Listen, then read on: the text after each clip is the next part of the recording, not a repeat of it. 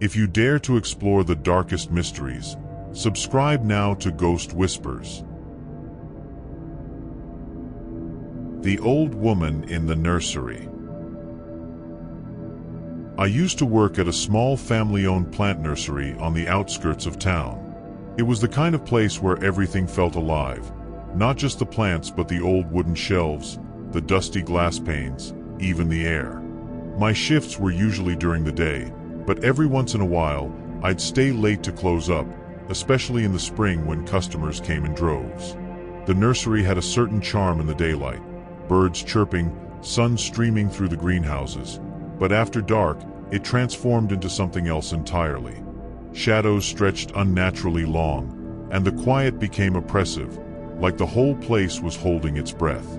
I'd brush it off as my imagination, but that was before I saw her. The first time I noticed anything strange was about 2 weeks into a string of late shifts. It was around 8 p.m., and I was in the main greenhouse, organizing some pots near the entrance. The rest of the staff had already left, and the place was silent except for the creaks of the building settling and the occasional rustle of leaves. That's when I heard it, this low, melodic humming. It sounded faint, almost like it was coming from the far end of the greenhouse, where the air gets thick and the plants grow denser. I froze, trying to tell myself it was just wind through the leaves or maybe a bird trapped inside. But the sound was too deliberate, too human. Against my better judgment, I called out, "Hello? Is someone there?" My voice echoed back to me, thin and shaky. No response. Just that humming, getting louder. I didn't want to admit it at the time, but my gut was screaming at me to leave. Instead, I grabbed the flashlight we kept by the door and started walking toward the back of the greenhouse. My footsteps crunched on the gravel path, and the air felt heavier with every step. The humming grew clearer, an old, wavering tune, like something from a lullaby. It wasn't cheerful, though. There was something wrong about it. It made my skin prickle, like the sound itself didn't belong here. I called out again, louder this time. "Who's there?" The nursery's closed. My voice sounded stronger than I felt, but deep down, I already knew I wouldn't get an answer. Then I saw her. She was standing near the back wall, half hidden by the overgrown fiddle leaf figs and hanging ivy. At first, I thought it was just the shadows playing tricks, but no. There she was, an old woman, her thin frame wrapped in a tattered black shawl. Her back was to me, and she was swaying slightly as she hummed, her movements stiff, almost mechanical. I should have turned and run right then and there, but I couldn't. It was like my feet were rooted to the ground, and all I could do was stare. She stopped swaying, her head tilting slightly as if she just realized I was there. The humming stopped, and the silence that followed was somehow even worse. My heart was pounding so hard I could hear it in my ears, but I couldn't move. She turned slowly, her movements deliberate, almost unnatural. When her face came into view, I felt this wave of nausea hit me. Her skin was pale, almost gray, and stretched too tight over her cheekbones, as if her face was barely covering the bones beneath. But it was her eyes that got me. They were sunken and black, like pits that went on forever. She stared right at me, and for a second, I thought I saw her mouth curl into a faint, almost mocking smile. I wanted to say something, scream maybe, but no sound came out. My throat felt like it had closed up completely. Then she took a step toward me. It wasn't fast or threatening. It was slow, shuffling, like she was testing the ground beneath her feet. But it was enough to snap me out of whatever trance I was in. I stumbled backward, dropping the flashlight. The beam swung wildly, casting shadows that seemed to dance along the walls. I bent down to grab it, keeping my eyes on her the whole time. She was still moving toward me, her steps uneven but steady. The humming started again, only this time, it was quieter, almost like she was doing it just for me. I don't know what it was about that sound, but it made every hair on my body stand on end. That's when I decided I didn't care if I was being rude or imagining things. I had to get out of there. I bolted toward the entrance, nearly tripping over a stack of empty pots. The flashlight beam bounced wildly in front of me, but I didn't dare look back. I reached the door, fumbling with the latch, my hand shaking so badly it felt like I'd never get it open. When I finally threw it wide, the cool night air hit me like a slap to the face. I ran out into the gravel parking lot and didn't stop until I was standing by my car. Only then did I dare to turn around and look back at the greenhouse. Through the glass panes, I could see the faint outline of her figure, still standing where I'd left her, watching me. Her face was barely visible, but I could swear she was smiling. I jumped into my car, locked the doors, and just sat there for a moment, trying to catch my breath. My mind was racing, trying to make sense of what had just happened. Was she a squatter? Some confused old woman who had wandered in? But how had she gotten inside? The nursery was locked up tight before I started my shift, and the only keys were mine and the owner's. And then there was that humming, that awful haunting tune that was still echoing in my ears. I didn't want to stick around long enough to figure it out. I turned the ignition and peeled out of the parking lot, leaving the nursery and whatever that thing was far behind me. I didn't sleep much that night. Every time I closed my eyes, I saw her face, those empty black eyes staring right through me. The humming wouldn't leave my head either. It played on a loop, like a broken record, growing louder every time I drifted close to sleep. By the time morning came, I was exhausted but convinced I'd overreacted. Maybe it was just a strange coincidence, or maybe my mind had exaggerated everything in the moment. I decided I'd go back to work, act normal, and maybe even tell my boss about the woman so he could check the place out. But when I got to the nursery the next day, I could feel something was off. The plants in the greenhouse closest to the parking lot looked wrong. The leaves were wilting, despite being watered the day before, and the air smelled sour, like compost that had been left to rot. My boss wasn't there yet, so I grabbed a watering can and walked back toward the main greenhouse, hoping to shake the unease creeping up my spine. As I got closer, I noticed something else. Tiny, wet footprints on the gravel path leading inside. They were small, like a child's, but with an odd, twisted shape, almost as if whoever made them was dragging their toes. The sight made my stomach churn. I stood there staring at the footprints, my mind racing. They hadn't been there yesterday, and no one else had keys to the greenhouse. The nursery opened late that day, so I should have been the first one inside. Against my better judgment, I followed the trail. It led straight to the back of the greenhouse, the same spot where I'd seen her the night before. As I stepped inside, the air felt heavier, almost suffocating. The plants around me looked worse the deeper I went, leaves browned, stems drooping, like they'd been drained of life overnight. The humming started again, faint at first, but unmistakable. It was the same eerie tune, like a sick lullaby pulling me forward.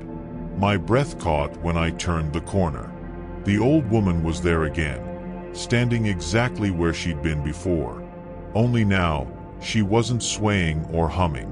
She was staring directly at me, her face twisted into something between a grin and a grimace. Her black eyes seemed to shimmer in the dim light, and I could feel them boring into me, like she was peeling back my thoughts one by one. I froze, too terrified to move, as she took a step closer, and then another. Her movements were jerky, unnatural, like a marionette being yanked by invisible strings. I wanted to scream, but my throat wouldn't cooperate. All I could do was back away, my legs trembling so badly I nearly fell. I managed to stumble back toward the entrance, my eyes locked on her the whole time. She didn't stop moving, didn't even hesitate, like she knew I couldn't escape her. Her humming grew louder, more distorted, as if it were coming from all around me now, not just her. It felt like the walls of the greenhouse were closing in, the shadows creeping toward me with every step I took. When I finally reached the door, I slammed it shut behind me and ran out into the open air, gasping like I'd been underwater. But the sound didn't stop. The humming followed me, faint but persistent, and I swear I could hear her footsteps crunching on the gravel behind me.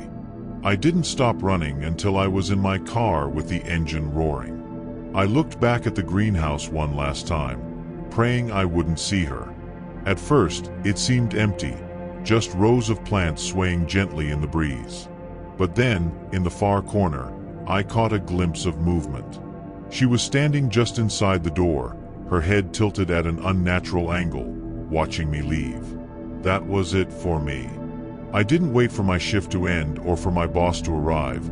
I just drove straight home and called to quit that afternoon. I didn't even bother explaining why. To this day, I don't know who or what that woman was.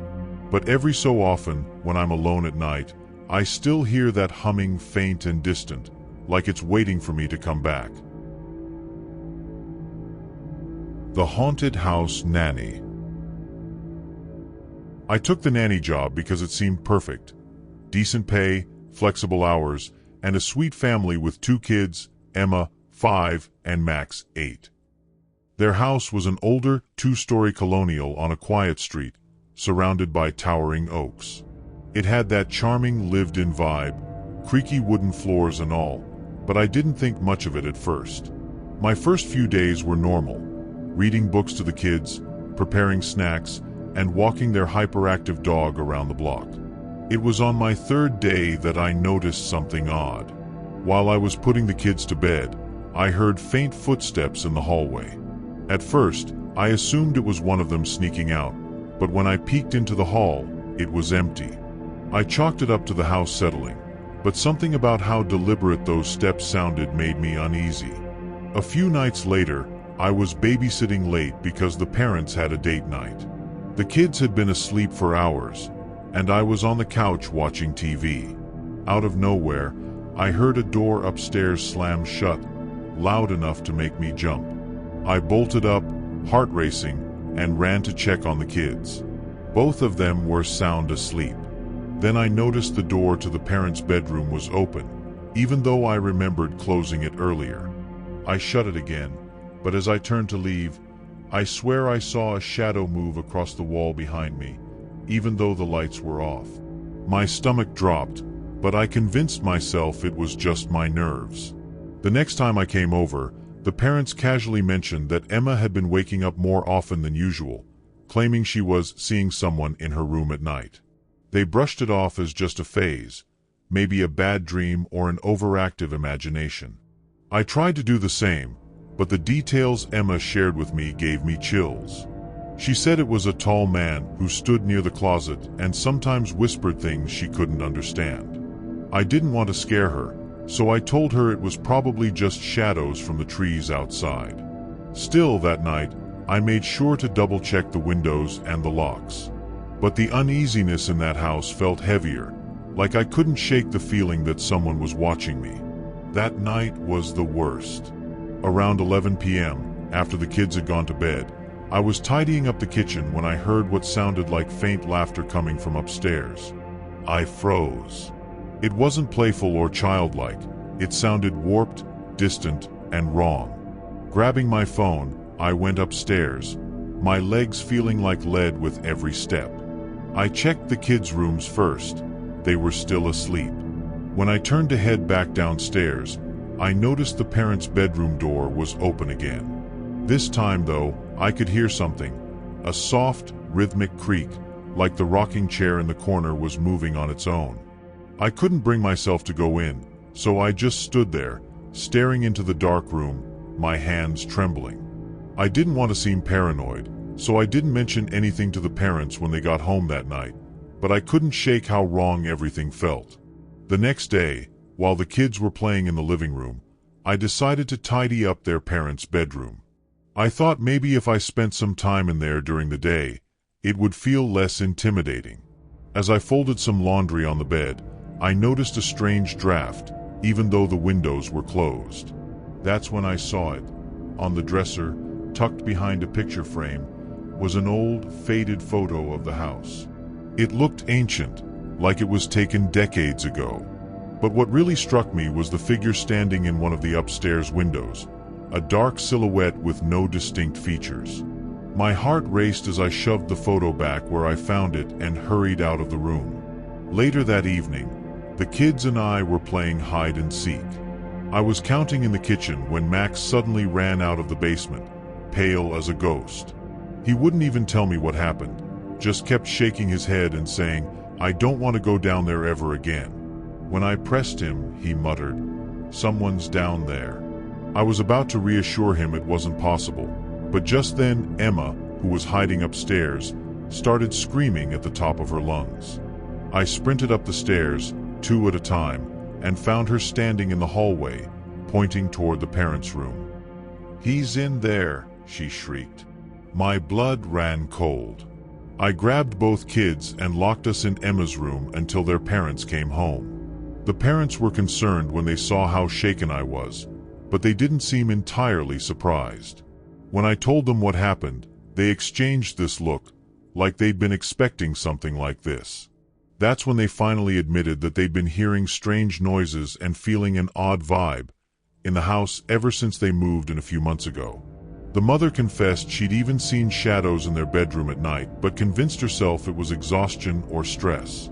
I wanted to quit right then and there, but they begged me to stay, promising they'd look into fixing the problem. A few days later, they brought in a spiritual advisor or priest, someone who specialized in cleansing homes. The whole process was eerie. The advisor walked through the house, muttering prayers and sprinkling water in every room. When he reached the parents' bedroom, he stopped abruptly. He claimed the energy there was concentrated, like whatever was haunting the house was strongest in that spot. As he continued his ritual, the temperature in the room seemed to plummet. We all felt it. Even the kids, who were watching from the doorway, started to cry. Then, just as suddenly as it started, everything went quiet. The air felt lighter, like something heavy had finally lifted. After the cleansing, things were quiet for a while. The parents seemed relieved, and the kids stopped waking up in the middle of the night. Even I felt more comfortable in the house. No more footsteps, no shadows, no creaking furniture. I let myself believe it was over. But about a week later, something happened that I still can't explain. I was helping Emma with her bedtime routine, brushing her hair while she sat on the edge of her bed. Out of nowhere, she asked, "Why didn't the man leave?" My stomach dropped. I tried to stay calm and asked her what she meant. She shrugged and said, "He's still in Mommy and Daddy's room. He doesn't like the prayers." That was my last day working there. I told the parents I couldn't do it anymore, and they understood. They even admitted they were thinking of moving because, despite the cleansing, they still felt like the house wasn't quite right.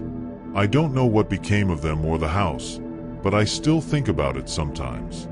I'll catch myself replaying the sound of those footsteps in my head, or the way Emma's voice sounded so matter-of-fact when she talked about the man. To this day, I can't explain what I experienced, but I know one thing for sure.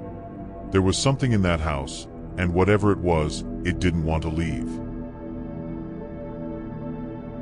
The shadow colossus in the woods. It started like any other evening walk with my dogs, Max and Charlie. I had just finished work, and the crisp autumn air felt perfect for a stroll. There's a wooded area about 10 minutes from my house, not exactly deep wilderness, but enough to feel like a slice of nature. Max, a golden retriever, was trotting ahead, while Charlie, my slightly chubbier beagle, lagged behind, sniffing every leaf and stick. The sun was setting, and the golden light filtering through the trees gave everything a peaceful glow. But as we got deeper into the woods, the atmosphere changed. The air seemed to grow heavier, almost humid, and the light dimmed unnaturally fast. I even checked my phone, thinking maybe clouds had rolled in, but the sky was clear. That's when I noticed how quiet it had gotten. No birds, no rustling leaves, just the sound of my own footsteps and the dog's occasional sniffs. It was unsettling. Then I heard it. A deep, guttural sound, like an exhale, but it wasn't human. It was slow, deliberate, and impossibly loud, like something huge was breathing just beyond the tree line. Max froze, ears perked, his body tense like a coiled spring. Charlie, usually oblivious to everything, started growling low in his throat. I stood still, straining to see through the trees, but it was like the shadows were swallowing the light. That's when I realized the darkness wasn't natural. It was creeping in, thick and tangible, like smoke curling through the branches. The sound came again, louder this time, followed by the unmistakable crunch of something enormous stepping on leaves and twigs. My stomach dropped. Whatever it was moving, and it was getting closer. I didn't think twice. I yanked Max's leash and called Charlie, practically dragging them back toward the trail. My heart was pounding so hard it felt like it would burst out of my chest. I kept glancing over my shoulder, but I couldn't see anything, just that strange, suffocating darkness spreading behind us.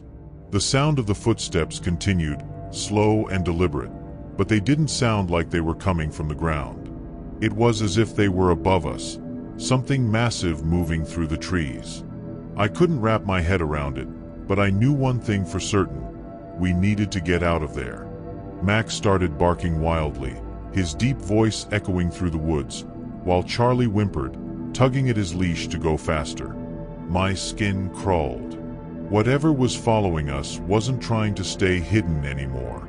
When we finally broke through the tree line and reached the open field near my house, it was like flipping a switch. The air felt normal again, the light was natural, and the oppressive silence was gone. But I didn't stop running until we were inside, the door locked behind us. Max was pacing and growling at the window, his fur bristling like I'd never seen before. Charlie bolted under the couch and refused to come out. I closed all the curtains and sat there, trying to calm down, telling myself it was just my imagination, some trick of the shadows.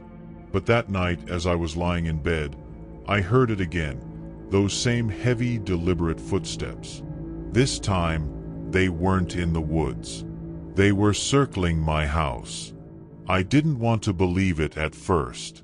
I lay there, clutching the blanket, trying to convince myself it was just a stray animal or maybe the wind playing tricks on me.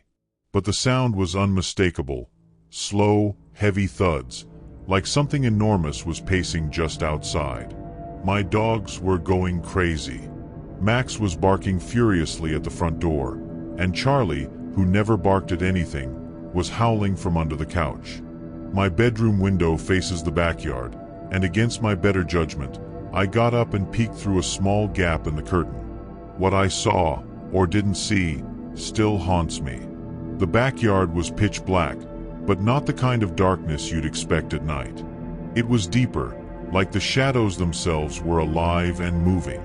And then, just for a second, I saw something shift. A massive silhouette, too large and misshapen to be human, passed through the faint light from the street lamp near the fence. My breath caught in my throat. The footsteps stopped, and the silence that followed was deafening. For a moment, I thought maybe it had gone. I backed away from the window, my hands shaking, and tried to calm Max, who was barking so hard I thought he'd hurt himself. That's when I heard it, something tapping on the glass. 3 slow, deliberate taps, coming from the window I had just been looking out of. My stomach turned to ice. I didn't have the courage to pull the curtain back again, but I didn't need to. A shadow passed across the thin fabric, and it was massive. It lingered there for a moment, and then I heard a sound that will stay with me forever. A low, guttural growl, deep and resonant, like it was coming from a chest the size of a truck. I couldn't move. I just stood there, paralyzed, waiting for something, anything, to happen. After what felt like an eternity, the shadow moved away from the window. I couldn't hear the footsteps anymore, but the dogs were still on edge. Max stayed planted at the door, growling low and steady, while Charlie whimpered from his hiding spot. I wanted to call someone, anyone, but I couldn't bring myself to move. My phone was on the kitchen counter, and every instinct I had screamed at me not to leave the bedroom. The air in the house felt suffocating, thick like the darkness outside had somehow seeped in. I stood there, gripping the edge of the dresser, barely breathing, when I heard a new sound, scratching. It wasn't loud, but it was deliberate, like claws dragging against the siding of the house. Whatever it was circling me, testing the boundaries. I don't know how long I stood there, frozen, listening to that awful sound. At some point, the scratching stopped, and everything went silent again. I don't mean normal quiet. I mean the kind of silence that feels wrong, like the world's been muted. I sat down on the edge of the bed, trembling, trying to convince myself that it was over. But then there was a noise from the living room. Not footsteps this time, something heavier. A deep, resonant thud, like something enormous had pressed its weight against the front door. Max went ballistic, barking and snarling, throwing his entire body at the door as if he could scare whatever it was away. I wanted to grab him, pull him back, but I couldn't. My legs felt like lead, and my mind was racing with possibilities I didn't want to believe. And then, as suddenly as it started, it stopped. No more scratching, no more thuds. Just silence. Too afraid to sleep, I stayed awake until dawn, waiting for it to come back. When the first rays of sunlight broke through the curtains, I finally felt like I could breathe again. The oppressive weight in the air was gone, and the house seemed normal. The dogs had calmed down too, though Max stayed close to me, his eyes darting to the windows every few minutes. I mustered the courage to walk around the house and check for any signs of what happened. The front door looked fine, no dents or scratches, but when I stepped outside to inspect the siding, my stomach dropped. Deep, jagged grooves ran along the side of the house, starting near the living room window and trailing toward the back. They were too high up to be from any animal I could think of, even a bear, and the pattern was strange, almost like a giant hand with claws had raked across the surface. I walked around to the backyard, my heart pounding in my chest. The grass was wet with morning dew, but there were massive impressions in the ground, like something heavy had stood there for a while. They weren't hoof prints or paw prints. They were just indentations, deep and oval-shaped, as if the weight of whatever had been there was enough to crush the earth beneath it. I couldn't stop staring at them, trying to make sense of what I was seeing. Max was beside me, his nose to the ground, sniffing furiously. Then he stopped and let out a low, guttural growl, his gaze fixed on the tree line. I followed his eyes, but there was nothing there, just the woods, bathed in the soft light of morning. Still, I felt it again, that same suffocating sensation from the night before. It was like I was being watched, even though there was nothing visible to see. I didn't stick around after that. I grabbed Max and Charlie and hurried back inside, locking the door behind me. For the rest of the day, I kept trying to convince myself it was all in my head. Maybe the scratches were just from an old storm, and the impressions in the ground were some kind of erosion. But deep down, I knew that wasn't true. The dogs wouldn't stop pacing the house, and every so often, Max would bark at the window like he was warning something away. By evening, I was completely on edge. Every shadow seemed deeper, every noise louder. I didn't want to turn the lights off when it got dark, but the thought of sitting there with every bulb blazing felt just as wrong, like it might draw whatever it was back. When night fell, I forced myself to act normal. Made dinner, watched TV, but I couldn't relax. Around 11 p.m., I was starting to think maybe it was over, that whatever had happened the night before was just some unexplainable one-off. But just as I was about to head to bed, I heard it again. The breathing. Slow, deliberate, and impossibly loud, like it was right outside the living room window. My stomach dropped, and my hand started shaking so badly I almost dropped my glass.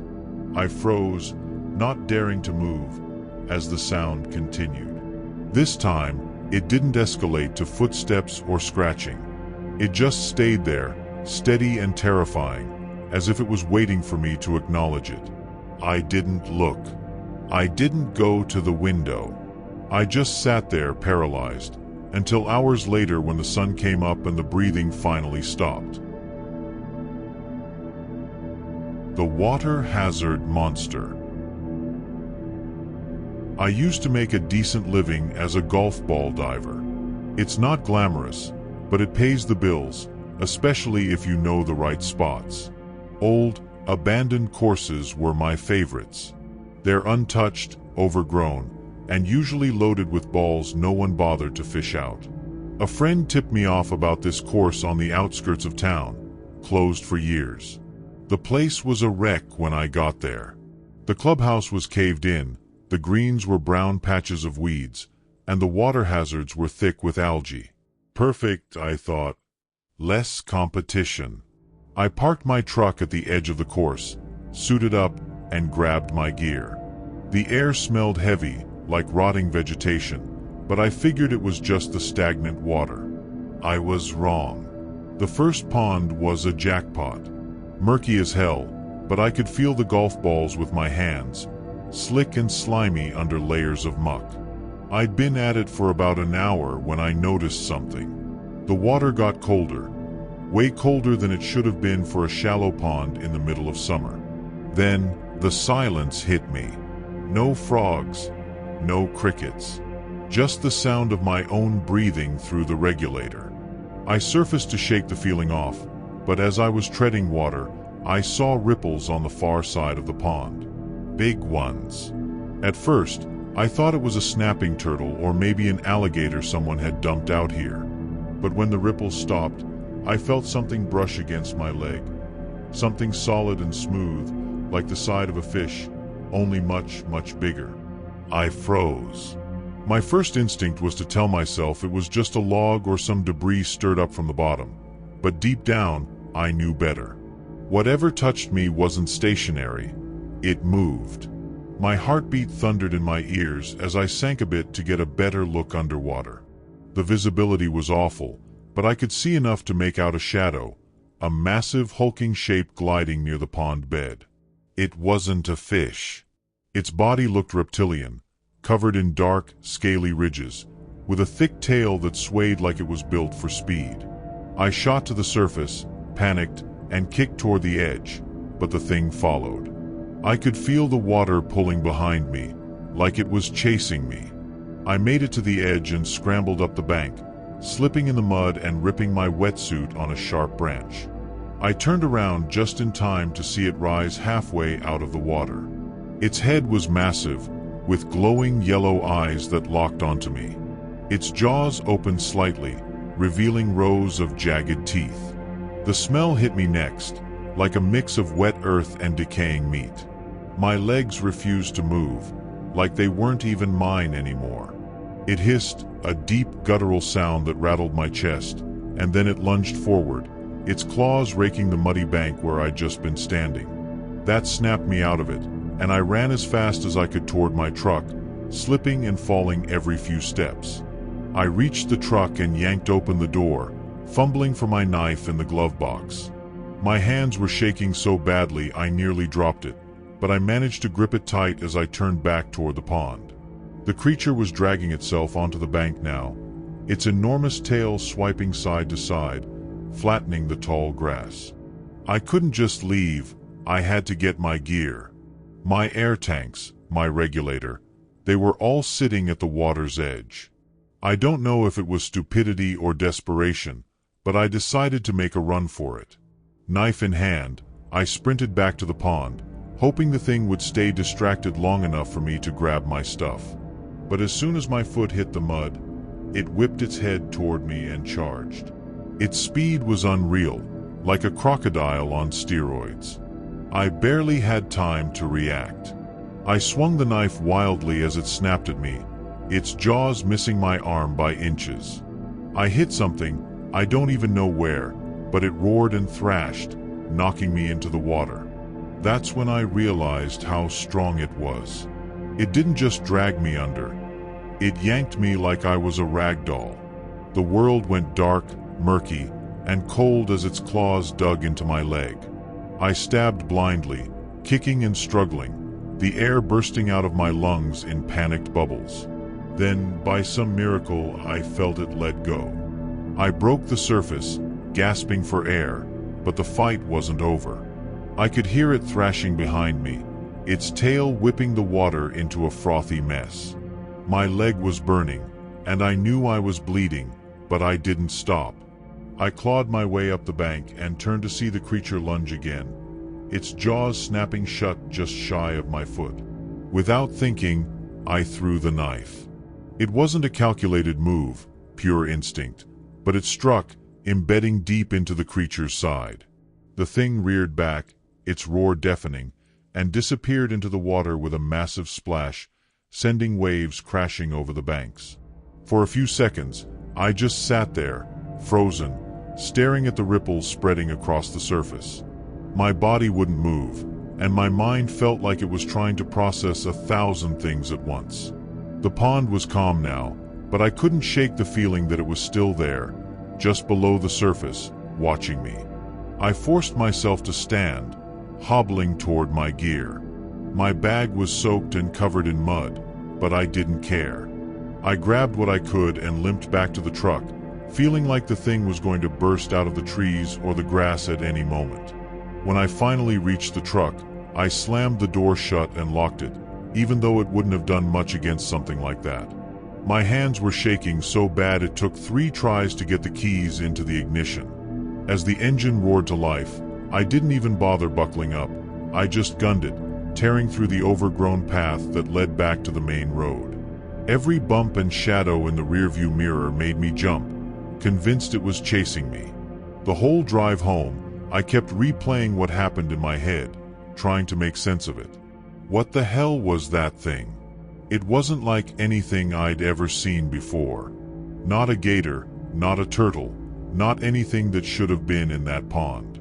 When I got home, I locked every door and window and sat there in my wet, muddy clothes, knife gone, and leg throbbing. I couldn't bring myself to call anyone or even clean the wound. It felt too surreal, like talking about it would make it worse. The next morning, I couldn't resist going online to research the area. Turns out, there were rumors about the place. Stories about hunters disappearing and strange noises coming from the ponds at night. I don't know if it was just local legends or if there's some truth to it, but I haven't been back. Hell, I haven't gone diving anywhere since. And every once in a while, I'll wake up in the middle of the night, thinking I hear that same guttural hiss.